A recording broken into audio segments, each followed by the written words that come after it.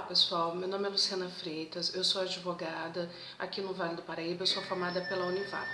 Este é meu primeiro vídeo e estou abrindo um canal no YouTube para levar várias informações jurídicas de uma maneira prática, de uma maneira bastante simples para a população. E quero inaugurar como um primeiro vídeo com o assunto do assédio moral. Por quê?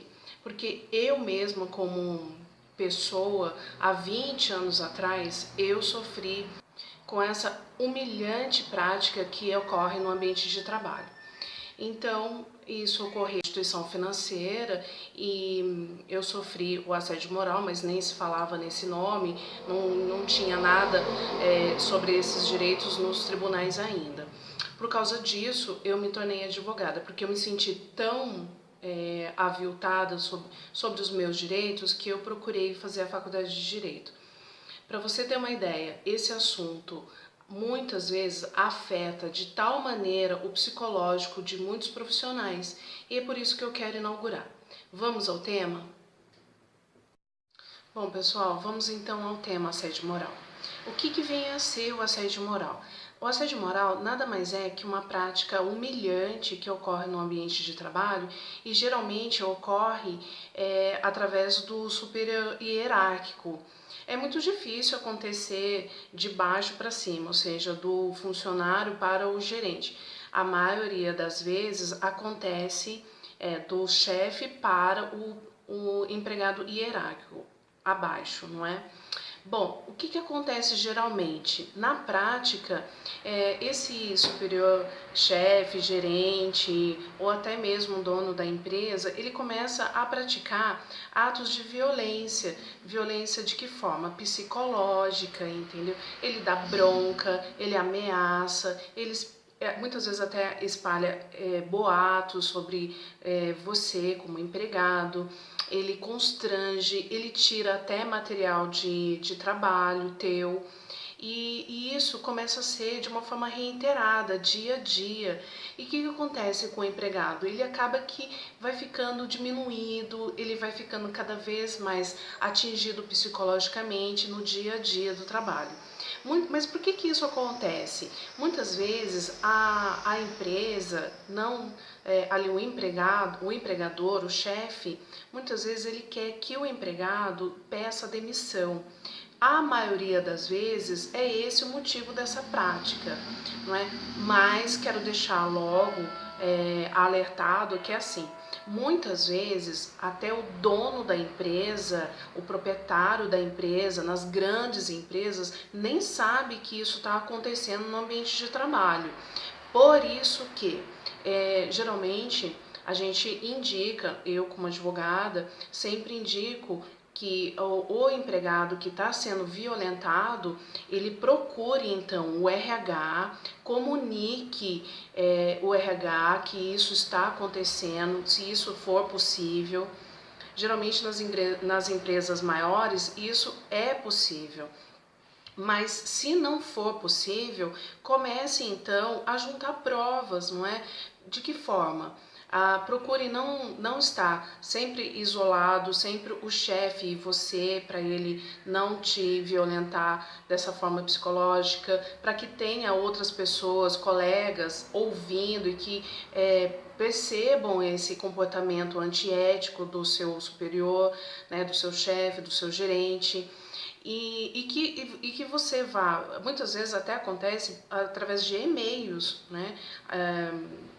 E isso pode ser como uma prova, se eventualmente você vier a procurar a Justiça do Trabalho para você procurar ver os seus direitos aí nesse quesito. Então, sempre que você tiver necessidade de provar essa conduta, essa forma humilhante que é o assédio moral no meio de trabalho, se você quiser um dia buscar um tipo de indenização na justiça, é muito necessário a prova. Por isso que você tem que ir captando, seja ela escrita ou testemunhal. Então, uma outra solução que é também para você sair dessa situação é o requerimento na justiça rescisão indireta do contrato de trabalho. É como se você estivesse dando a justa causa para a empresa, só que isso é judicialmente. Bom, aí nesse ponto teria que procurar um advogado, ele faz todos os procedimentos necessários. Agora, uma boa notícia para os empregados. As empresas, as grandes empresas, na maioria das vezes, ela está tomando partido do assédio moral no ambiente de trabalho. Bem por isso, muitas das empresas, ela faz campanha para que isso não ocorra, até porque não é o empregado dela que cometeu o assédio moral, ou seja, o superior, o gerente, que ficou psicologicamente atingindo o seu empregado, que vai responder na justiça. Quem responde na justiça é a empresa, não é aquele funcionário. E quem tem que pagar a indenização, né, por danos morais é a empresa. Então, por isso que é uma prática bem interessante que muitas empresas estão tomando é a prevenção. Por isso que eu indico, a primeira coisa que você deve fazer quando está já no início de um assédio moral, que você está percebendo que a situação não anda muito bem, é você procurar o seu RH e fazer isso por escrito. Porque assim você está comprovando que isso está ocorrendo no seu ambiente de trabalho, você notificou a empresa para que isso não pare, para que ela tome as medidas necessárias. Então, e se isso continuar, aí vai lhe dar um pouco mais de força até para o seu procedimento de comprovação, no seu momento lá da Justiça do Trabalho, de comprovação de que você tomou as medidas e a empresa não deu atenção para você. Em relação aos valores de indenização, varia muito de caso a caso. Isso depende da análise do juiz que vai analisar seu caso. Como eu sempre fazia na sala de aula, eu sempre gostava muito de dar exemplos práticos, né, para que os alunos entendessem e visualizassem melhor. Então, assim, só para vocês terem uma ideia de como isso afeta no dia a dia do trabalhador, eu vou ler aqui para vocês 2 casos rapidamente. Então, uma empresa de telefonia terá que indenizar uma empregada terceirizada que era chamada de burra, preguiçosa e ignorante por um servidor, que chegava a bater com um chicote na sua mesa. A conduta abusiva do supervisor foi confirmada por testemunha que exerceu as mesmas funções que ela durante todo o período de contrato. Ao manter a sentença que condenou a empresa a pagar 5 mil por assédio moral, o Tribunal Regional do Trabalho da 4ª Região, que é do Rio Grande do Sul, concluiu que o comportamento do supervisor atenta contra a dignidade e a honra do indivíduo, uma vez que expõe aos empregados em uma situação vexatória, sendo humilhado e diminuído perante os colegas de trabalho. Você vê como é interessante? Outro caso.